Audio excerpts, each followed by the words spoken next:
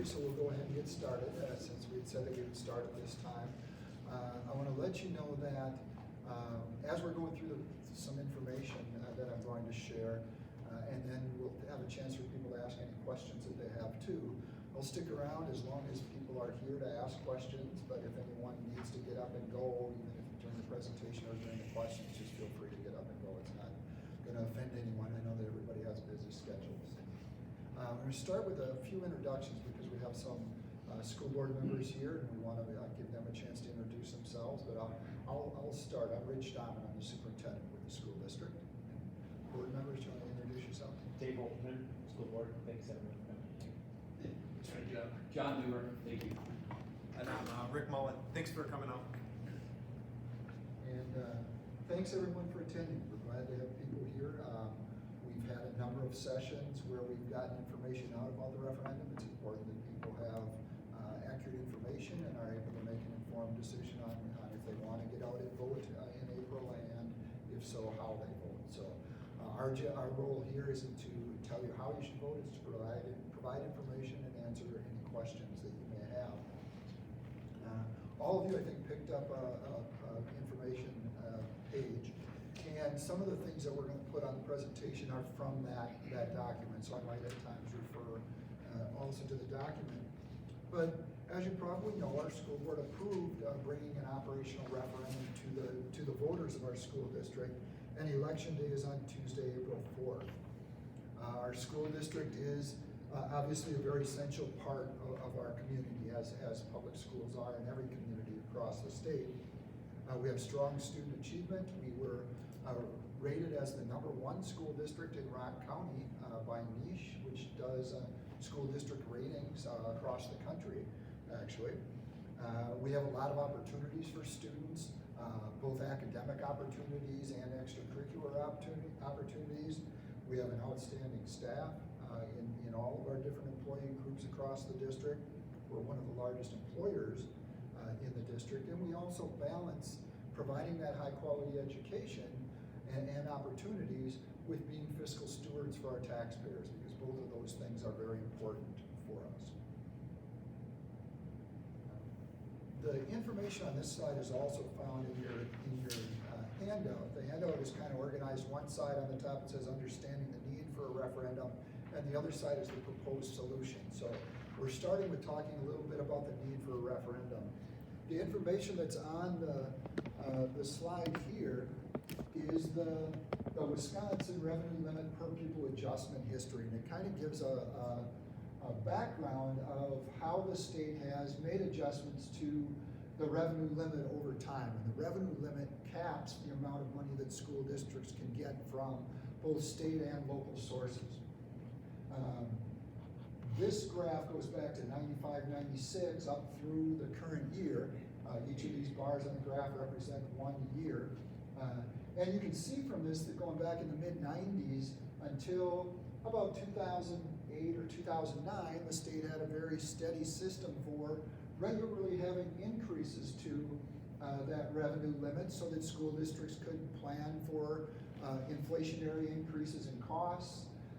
It allowed every district to have an idea of what kind of funding was going to be coming from the state, and it provided uniform funding so that all school districts across the state would be able to count on a similar amount of money, so that you wouldn't have one district that would have large revenues and another district that would have lower revenues and not able to do as many things. In the late 2000s, that system changed, and those increases in the revenue limit adjustment decreased for a couple years, and then there was a significant drop back in 2010. And it not only erased some of the gains that were made over these years, but it also kind of dug a hole in funding across the state that in the time since then, there's been very minor or plenty of years where there wasn't any increase to that revenue limit.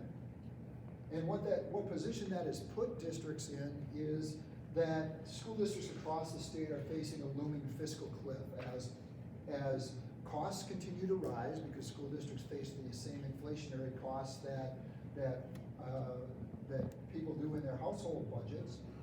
And as those costs are going up and the state imposed revenue limits are frozen, it's created a situation where funding for schools is being shifted more to local taxpayers and away from the state.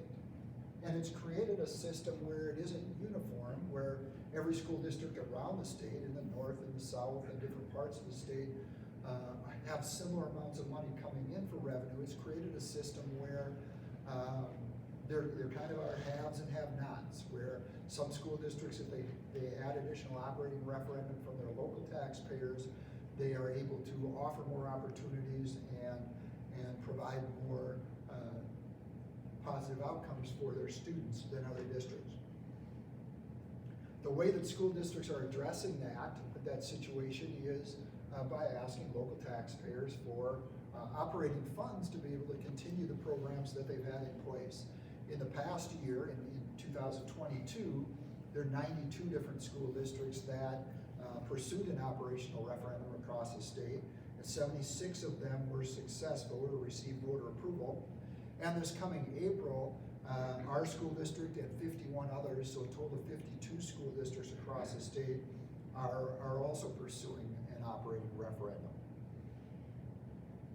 And one of the important pieces of information, this isn't found in your handout, although some of the data from it is in the first bullet point in the bottom right-hand corner of that first page.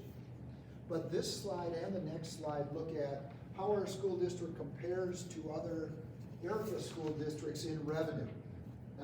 This one is a comparison for the Badger Conference schools. And you can see the names of the schools listed across the bottom. They're schools that we compete with in athletics because they're fairly close in size to us. We're actually kind of in the middle size-wise of these school districts. And then the next slide are all of the school districts in Rock County. But if we start with this one, what these bars measure is the total revenue per member.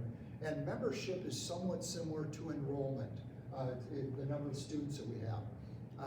The state uses that term membership because it includes a 3-year average of your enrollment, and it also rolls in some of your summer school attendance.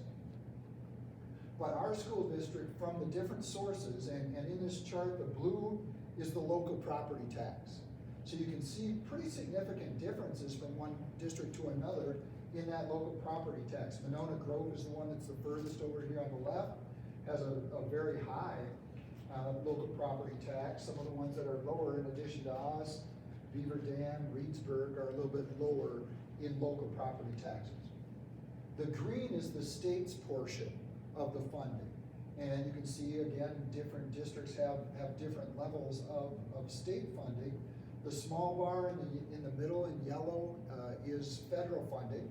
So school districts get some funding from the federal government, but it's not a very significant part of anyone's budget.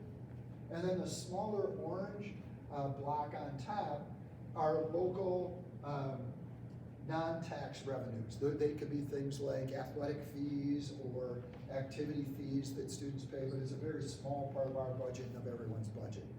The key takeaway from this slide, though, is that compared to these other districts that are about the same size as us, our revenue per member is $14,312, and that's significantly below the average of this group. This group's average is $15,783 per member, and the state average is almost $17,000 per member.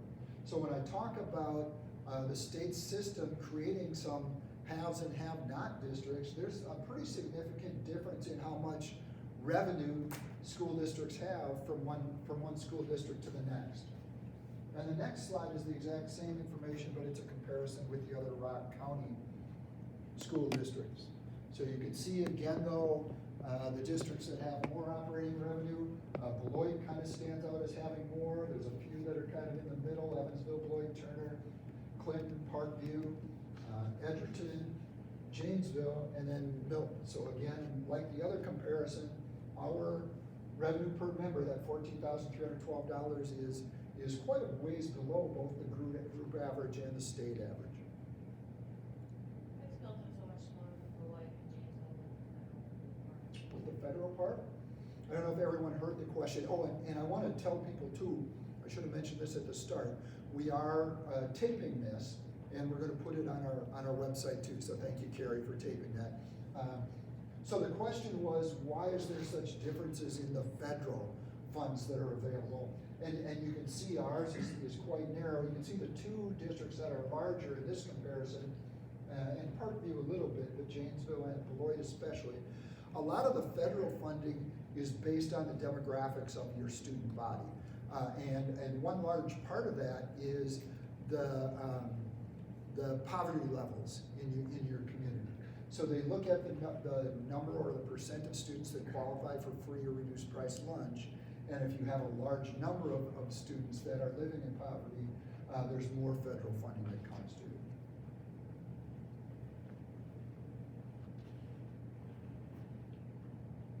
Can you Yeah, go ahead. back up? Is that why is the state funding so different as well? The state average is considerably higher, and But I mean the state Oh, contribution, I that's got coming you. part coming from the state. so the green portion, Yes. part of the reason for that, it goes back to the early 1990s. And in the early 1990s, revenue caps were put in place, that revenue limit that I was talking about before, and districts were capped at the revenue level where they were at the time when they went to that system. And some districts had more revenue at the time and others had less, but you were capped at that amount. So as the increases came, and you started with a bigger amount, you were gonna continue to be bigger than those other districts. The other reason that the state funding has differences is similar to the answer from the federal government. Some of state funding is around what are called categorical aids, where in different categories, you can get additional funding, and a lot of that is based on, again, the demographics of your student body. So Beloit is a good example because Beloit has a considerably larger population of students who are living in poverty or whose families qualify for free and reduced price lunch. There's additional state funding for those groups too. Rich, can I just add one comment that was with that yesterday?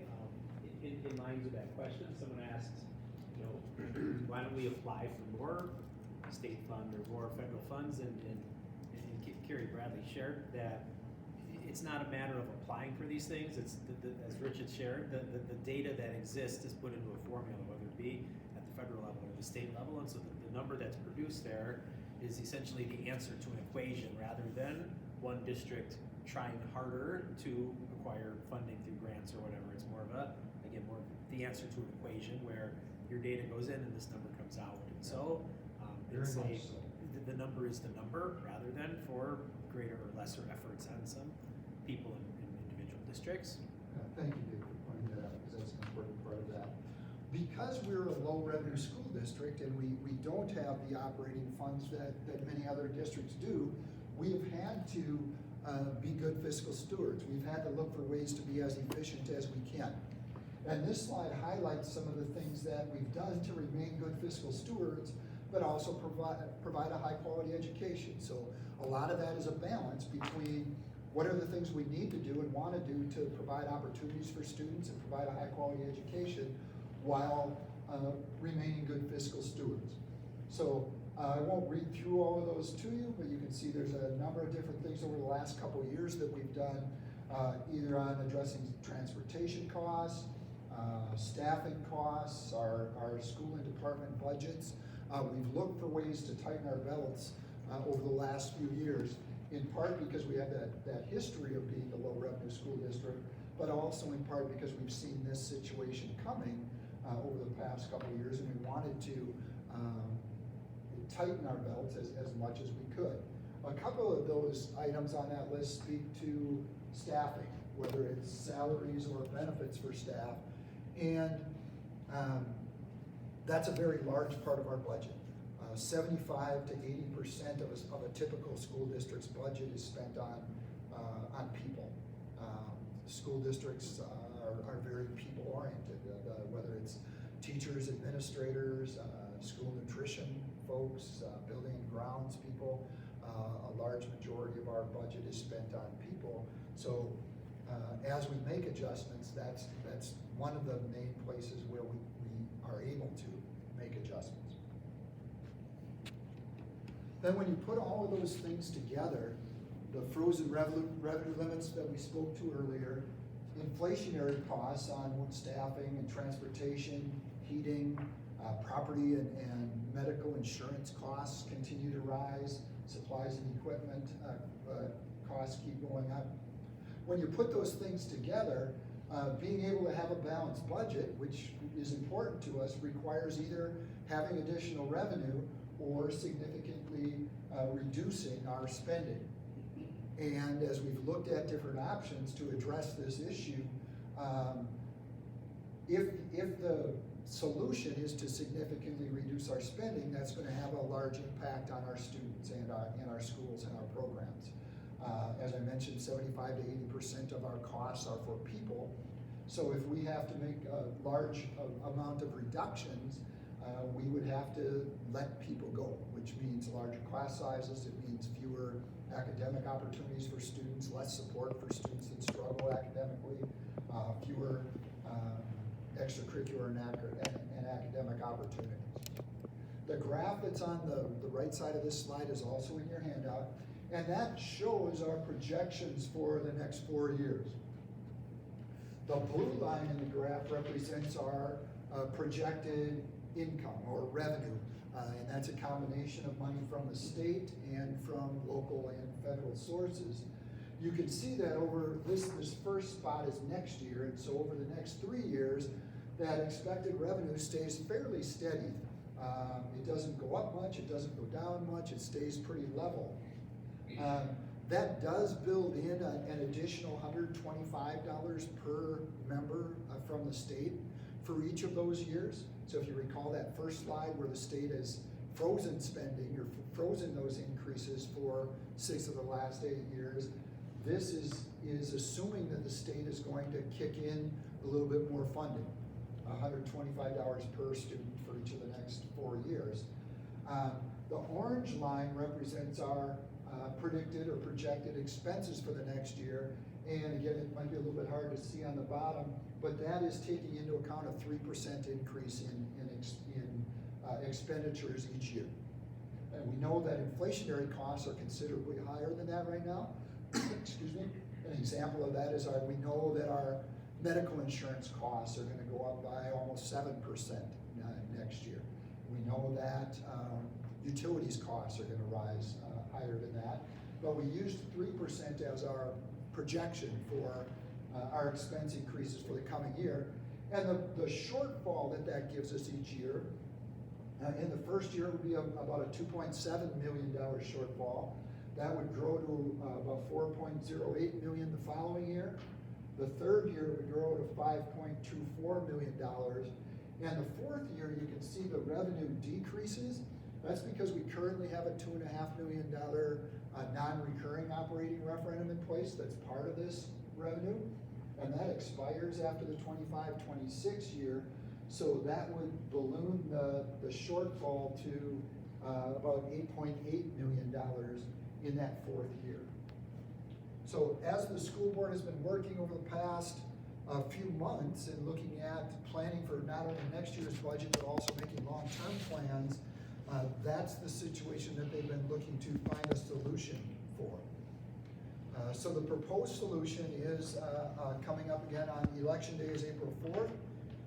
It's to ask the voters for additional operating funds that would gradually increase our operational resources by a total of $9.5 million over 4 years to help protect our high-quality programs and services and retain, attract, and remain competitive for educators and staff. And now, while the total amount that would be added to our operating funds over the period of those 4 years would grow from where it is now up to that $9.5 million, the net impact on the levy, and the levy is the portion that the local taxpayers pay. If you recall back on the slide that had the comparisons between districts, that was the one bar that was the property tax portion. The net impact on the levy would be $1 million each of the next 4 years.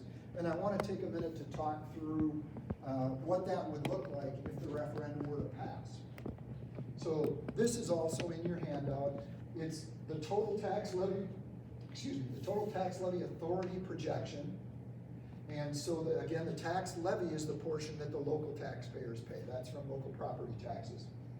And this year, it's a little bit under $22 million. And I'll explain what the different colored parts mean on this. But this year's levy is about $22 million. I talked earlier about the $2.5 million non-recurring referendum. That's in place for this year plus the next 3 years, and then it expires. So that $2.5 million goes away after the 25-26 years. The orange portion here is the $9.5 million that would be added to our base revenues. And that's being added with $4 million in the first year. That would be 23-24. That fiscal year starts on July 1st. Then an additional $1 million each of the next 2 years, and then $3.5 million in 26-27. So that $9.5 million comes from adding the 4, the 1, the 1, the 3.5 together, and it increases our operating funds from where they are now up to this amount. And because it's a recurring referendum, it would continue at that amount for years moving forward.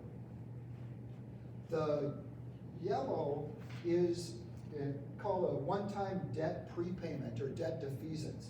And the board made a decision back in November to prepay some of our school district's debt because it was an opportunity to save some long-term interest payments.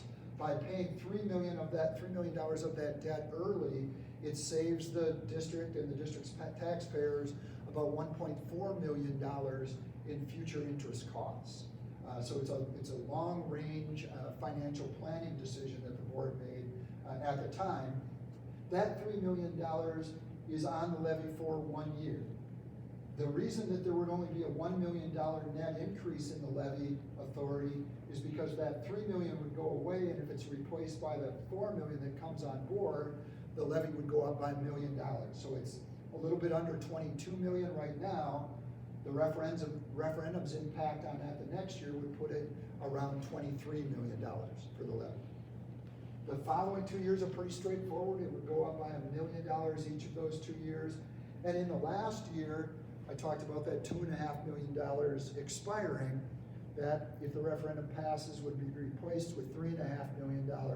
So the levy would go up by another $1 million in that fourth year.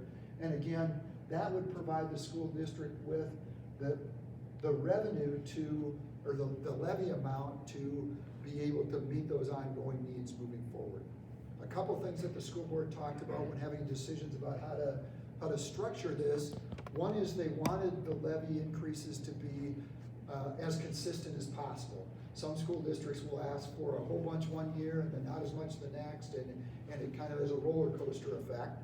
The school board wanted that to be more consistent, and also wanted a consistency in the mill rate. And we have a slide coming up that talks about the district's mill rate. And that mill rate slide is the last graph that's also on your handout. And many of you might be familiar with the term mill rate, but I want to speak to it for a minute. The district's mill rate is taking that total levy, what portion of our funds do the local taxpayers pay? So that's the total tax levy. If you remember, that's around $22 million right now. That payment comes from property taxes of all the property owners in our school district. So that's the total equalized property value.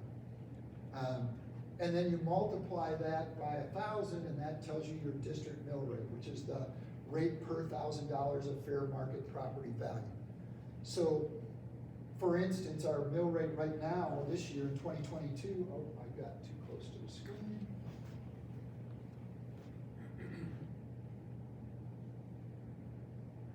Our mill rate right now in 2022 is $8.11. What that means is for the district as a whole, for every $100,000 for every $1,000 in property value, you pay $8.11 annually to the school district. Now, people don't typically have $1,000 worth of property value, so if we looked at $100,000 in property value, we'd be multiplying that by 100. So $100,000 in property value would have a a property tax payment to the school district of $811 per year. So that's our mill rate right now. You can see the history here, and in the blue on the table, or in the chart, is the history. And you can see there's some ups and downs, but ours has been fairly steady, even though there's some years where it goes up and goes down, and others where it goes down. Ours, compared to many other districts, has been pretty steady. Some districts jump way up above $11 or $12 for mill rate. They'll at times jump down to below 11. Our average has been $8.61 over the last 10 years, with a high of $9.26 and a low of $7.81. The $7.81 was here in 2018. It went up to $9.26 in 2019, and then it's gone down to $8.11 since then. In the red and on this side of the table are the projections for the coming years. Built into the total tax levy is if the referendum would pass. So it's increasing that total levy by $1 million from the referendum each year, and then also increasing it by any portion of that state amount that we talked about earlier. But then it's dividing it by that total equalized property value, and the equalized property value in the school district typically increases. This past year, it had the largest increase in a very long time. The overall property value in the school district increased by over 17% last year, and that's part of the reason that even with that $3 million debt defeasance, the mill rate went down from 21 to 22. It was $8.29, it went down to $8.11 this year. When we looked at the projections, we took out this past year because that really was an outlier. Property values don't typically go up by 17%. So as we're trying to anticipate what will happen down the road, we looked at what's happened in the past, but throughout that past year. So over the past 10 years, not including last year, the total equalized property value went up by an average of 4.7%. So built into these projected numbers, if the referendum were to pass, is a 4.7% annual increase in those property values across the district. And that comes from one of two ways. An individual property that's already here, the value of that property might increase. If the assessor comes out and assesses your property, that value might go up. But it also increases from new homes or new businesses opening up across the school district, and we've had a lot of that too. When that happens, it spreads that tax levy out among more and more people. So the projections are that mill rate from $8.11 would go up next year to $8.21. So that additional $1 million that's spread out amongst all the property taxpayers would increase the mill rate by a dime. And then it would go up to $8.28, $8.31, $8.37. And then that's the last year that there were increases from the referendum. And then after that, it would be projected to dip to $8.12. So to put that in terms, if we go back to that $100,000 home or property, a $100,000 property is paying $811 in the school's portion of their property tax this year. If the referendum were to pass, that would go up to $821 for the coming year. So it would be an additional $10 per year in the district's portion of property taxes. And then the corresponding increases over the next couple years.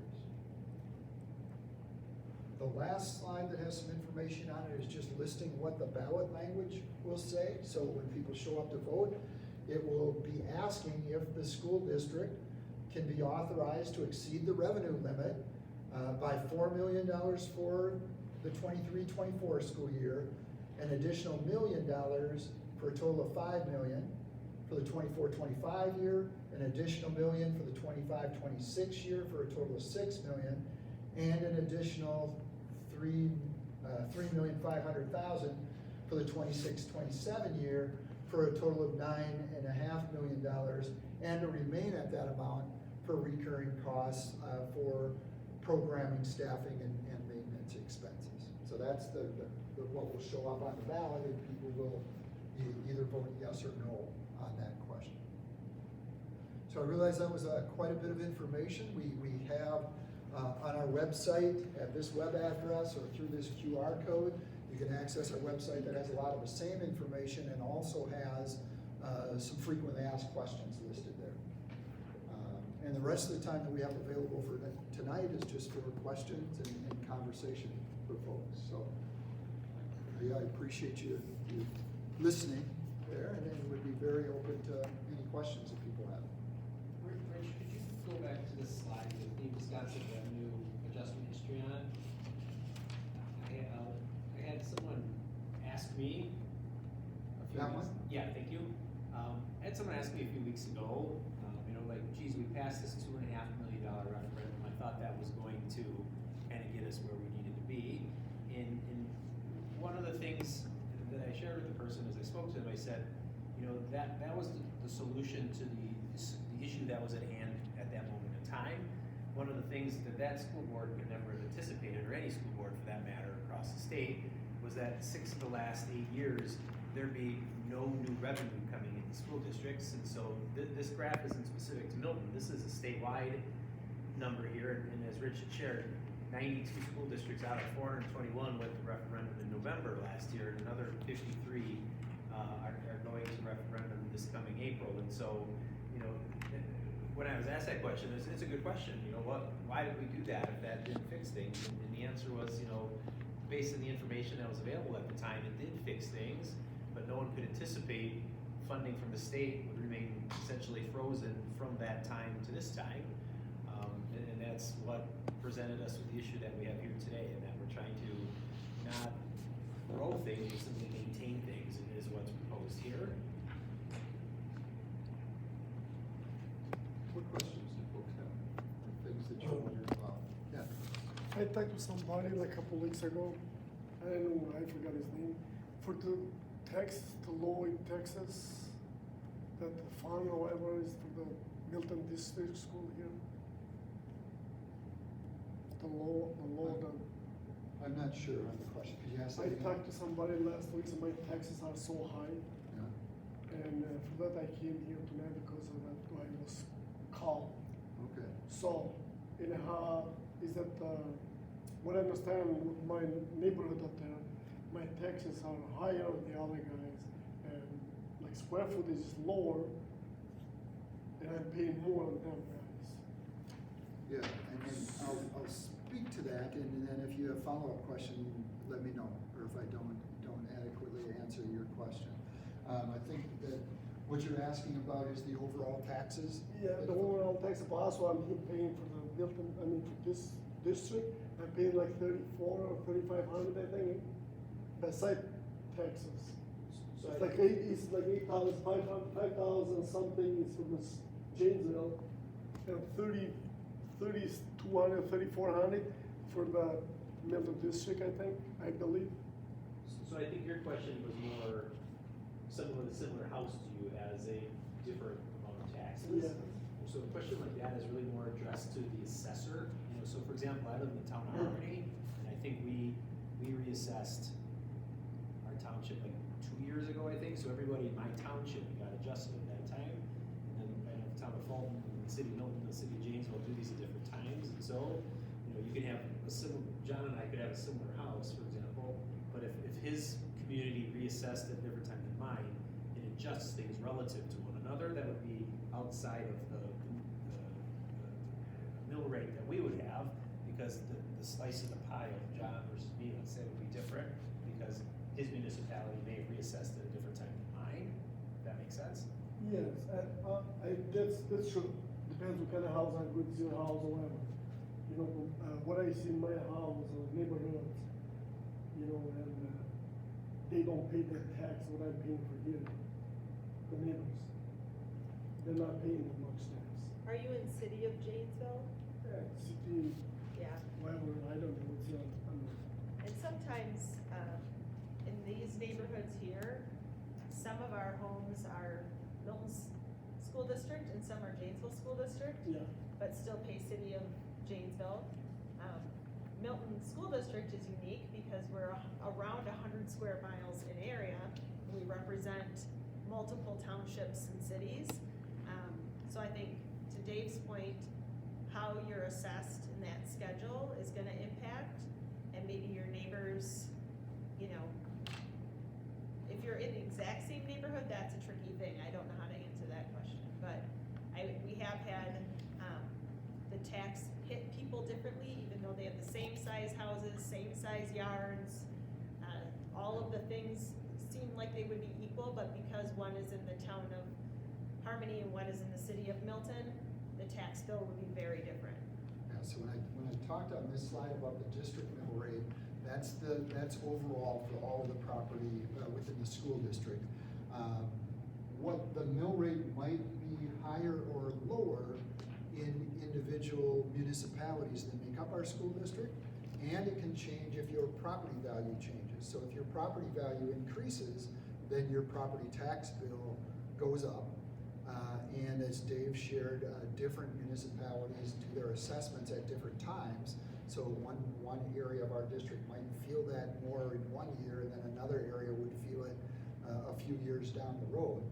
What the school district has control over on your property taxes is just the school district portion. So the other things that are a part of that are the county and the city or municipality that you live in. The school district's portion is that $8.11 for every $1,000 in property value, or $811 for every $100,000 in property value. So what I should do to make that low taxes? What I should do? It's based on the value of your property. So That's the it. higher value your property is, the higher property taxes you pay. That's the system that the state has in place. So we if do. you think your property is over-assessed, you wanna call the assessor's office of whatever municipality you live in. So if, you have a 1,500 square foot house that's assessed at a certain number, and all the other 1,500 square foot houses are less than yours, that would be an item to take up with your assessor and whatever municipality you live in, and have them do a review and see is the value that they've assigned to your house appropriate relative to other people in your taxing district. But we can help you with that too. If you want to give us a call at the district office, we can put you in touch with the people in the assessor's office that can help you out with that question. The control that the school district has on the property values is the mill rate. So if the referendum were to pass, it would go up from $8.11 to $8.21, which would be an additional $10 for every $100,000 in property value that someone has, an additional $10 per year, so under $1 per month for every $100,000 in property value across the district. Yeah. So I guess I'm not sure, I'm not trying to be nitpicky here, but proposed operational referendum, and I guess I'm not sure what the definition of operational referendum, is that all of the expenses, or what is operational exactly? That's a really good question. Operational referendum, really, our operational funds are the funds that we use to run the school district. It's, as shared before, that 75 to 80% of that goes towards our staff. It's hiring teachers, hiring building and ground staff, hiring administrators, and paying their salaries and benefits.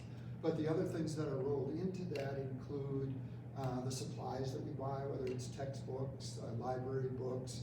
It includes the maintenance on our buildings, putting in new roofs when we need to, and repairing parking lots when they need to be repaired, things like that. It includes utilities costs to run our lights and heat our buildings. So it really is, it's all of our operations. It's to pay all of our expenses in general. Okay, so at the bottom of this slide, it says proposed recurring referendum. So that really is a proposed operational recurring referendum. Yes, that's The correct. word operational exists up here, but it doesn't exist down here, right? Yeah, That is for operational. Yes, anytime we talk about the referendum that's coming up, and it is April, it's an operational referendum. And there's the two different types of referendums. One is an operational referendum. It gives us more revenue to be able to meet our costs as a school district.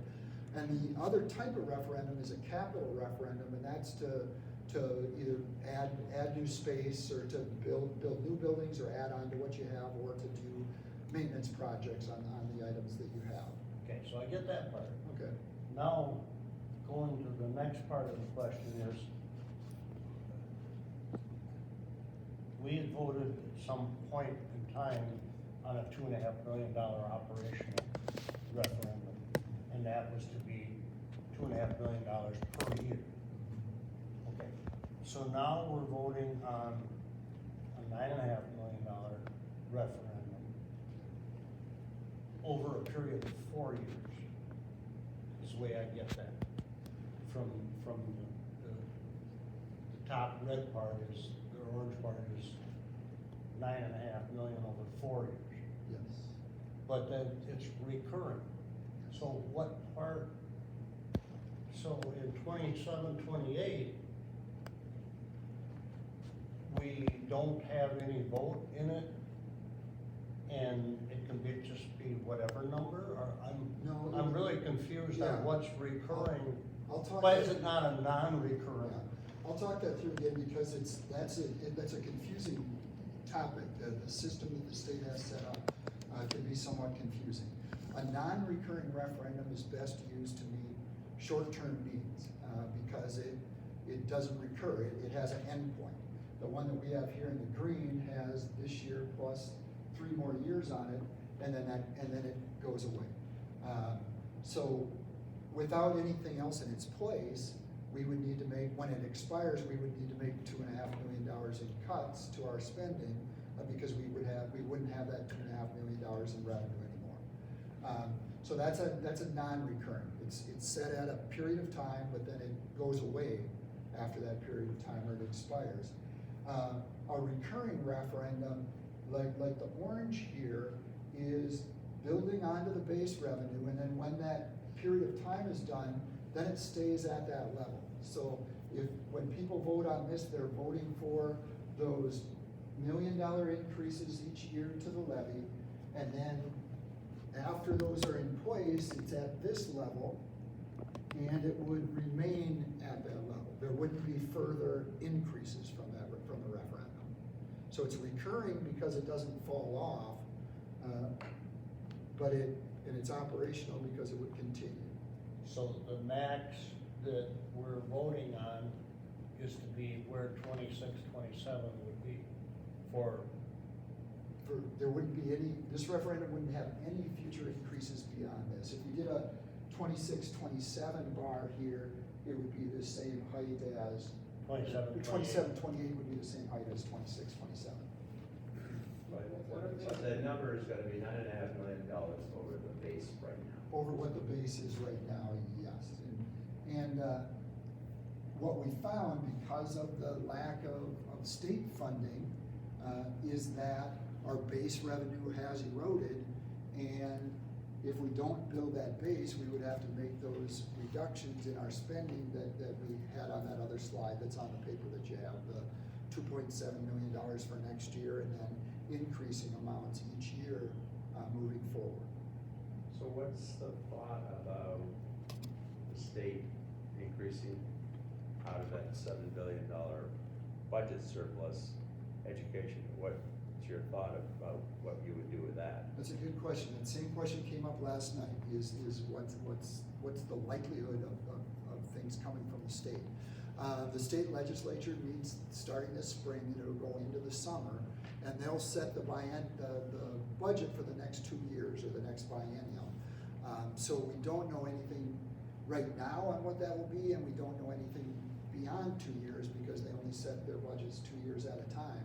But we know the state's history. The state's history has been that they haven't provided increases to school districts. What we anticipated, because they do have a surplus, and because the governor is asking for more money for education, and the legislature is gonna have to negotiate that with the governor, because the legislature has to pass something, and then the governor has to approve it. So we built into our projections $125 per year in increase. So going back to this slide, The revenue in blue includes a $125 increase in the per pupil adjustment each of those years, but that doesn't come close to addressing the shortfall that the district will have. If this is our revenues, even with that 125 per year, it stays relatively flat. So if the state, but an important part of that is if the state comes up with more than that 125, either next year or in future years down the road, the school board has the authority to levy up to these amounts. It's a levy authority, so it gives the school board the authority to ask the taxpayers for up to that amount, but the board every year has the ability to ask for less than that. So one thing that the board could do if the state comes up with, let's say, $200 per pupil instead of 125, that would be wonderful because that would lessen the tax burden on local taxpayers. The school board then could make a decision because of that additional money. The school board could decide to levy, instead of levying that 22 million and about 23 million this year, they could levy less because the state's portion would be higher.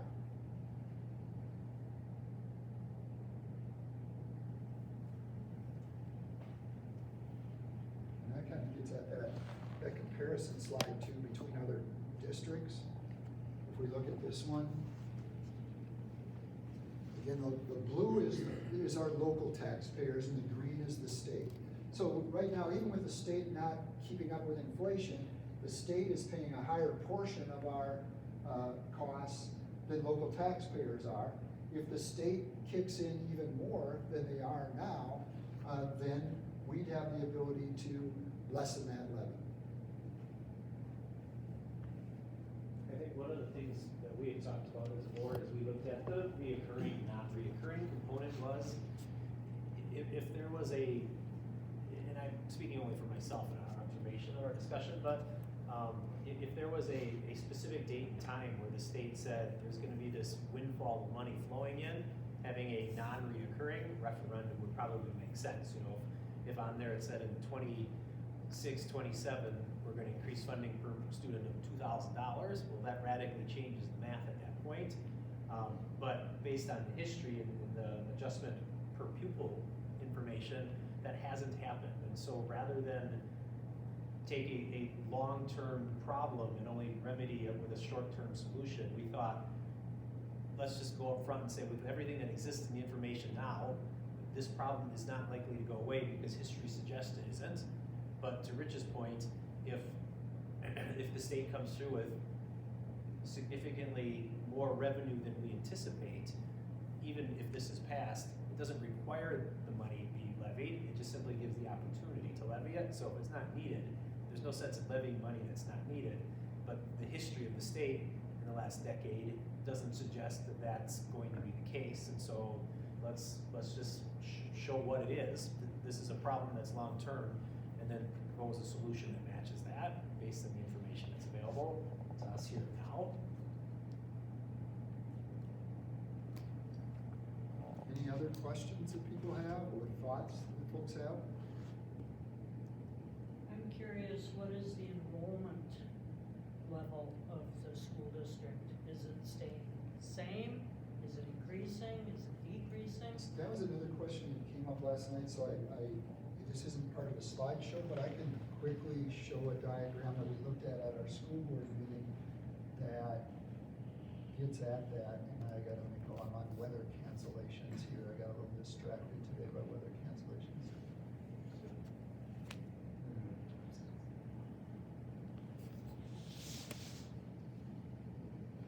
And I'll speak to it off of this. I realize that the information here is kind of small. This document is available on our website too.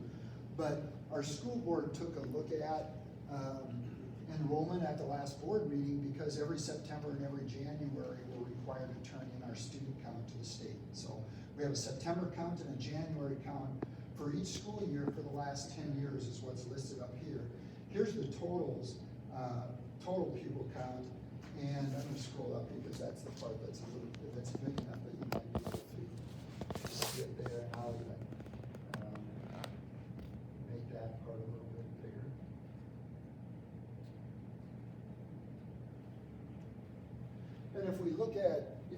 January count in each of those years, back in the 2012, 13, and 14, it was 3,300 something, between 3,300 and 3,400. And ever since then, it's been between 3,400 and 3,500.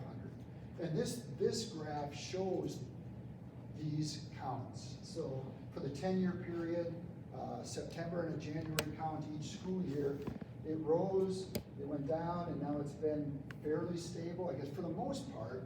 When enrollment over this many students from kindergarten through 12th grade goes up by 20 or down by 20, it's staying pretty stable. If you see year after year where it's going down or going up, then you've got some growth or some decline. What is happening in our district and in other school districts across the state is there are more 18-year-olds than there are 5-year-olds. And that's something that's happening across the state. Families are having fewer kids, people are waiting longer to have families than they used to. So if you look at across the state how many 18-year-olds there are and how many 5-year-olds there are, every year between those, there's fewer and fewer kids. The reason that's important for school districts is because those 18-year-olds, where there's more kids, graduate out, and then a new group of 5-year-olds come in for kindergarten. So the biggest impact on our enrollment from year to year is how many kids graduate and how many new kindergartners come in. It's not the only thing that impacts our enrollment, but that's the biggest impact on our enrollment. The other things that impacted are families moving into the community, families moving out of the community, or open enrollment, which is a student that lives in a different district but chooses to attend ours, or vice versa. The one other thing that I want to point out on here is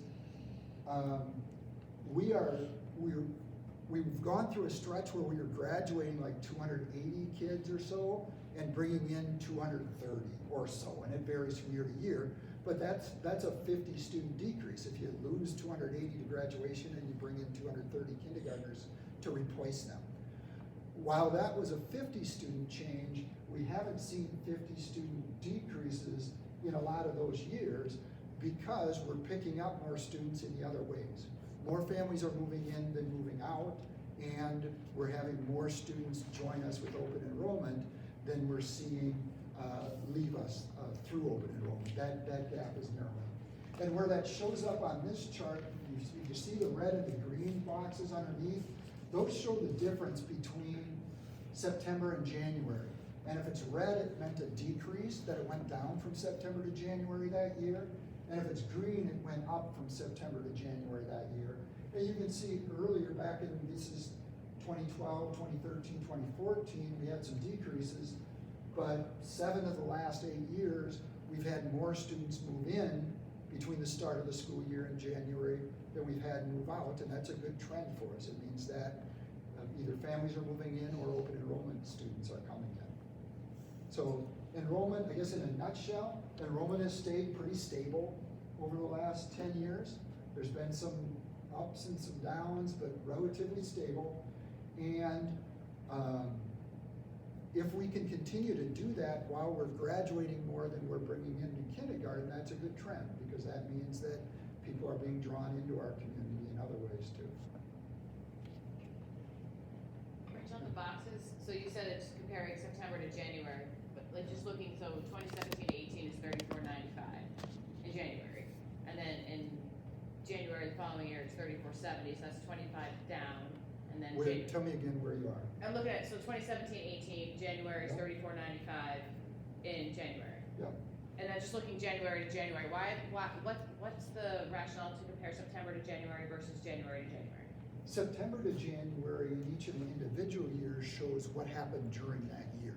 Okay. So you're dealing with the same group of students. This group of students from kindergarten through 12th grade started the year with us, and then it compares of that group of kids, how many are there in the middle of that school year. Okay. Whereas we also look at like January to January and September to September, but those numbers take into account the graduating class Okay. moving out and the new kindergarten class moving in. So that would be the comparison, so in that one, so from one year to the next, so 17-18 to 18-19, 25 down would be more based January to January on the graduating in and out, versus if I were to find that year, it's green, September to January, because within the year they didn't, okay. That is exactly right, and I'm gonna look at one quick thing on here, because you used that 17-18 as an example, and I'm gonna make this bigger too, because that really demonstrates what I was sharing before. And the numbers make it a little bit more clear. So Tracy was asking about 2017-18. This is by grade level. 12th grade is on the bottom. So in 17-18, we graduated 276 students. We had 276 seniors in January of that year. Those kids then, when they graduated, left, and then they were replaced by 216 kindergartners. So 276 out and 216 in is a difference of 60 kids that our system decreased by. But the total number from that, and make sure I'm in the right spot, this was 3495 and this was 3479, so it went down by 16. Our overall enrollment went down by 16, even though we lost 60 more kids from graduation, so we picked up kids in those other ways. That ended up being a good example of what I was sharing before. Did that answer your enrollment questions? Okay. Other questions or thoughts? Or if people want to stick around and ask individual questions, you certainly can do that. I'll be happy to stick around as long as people have questions and want to stay.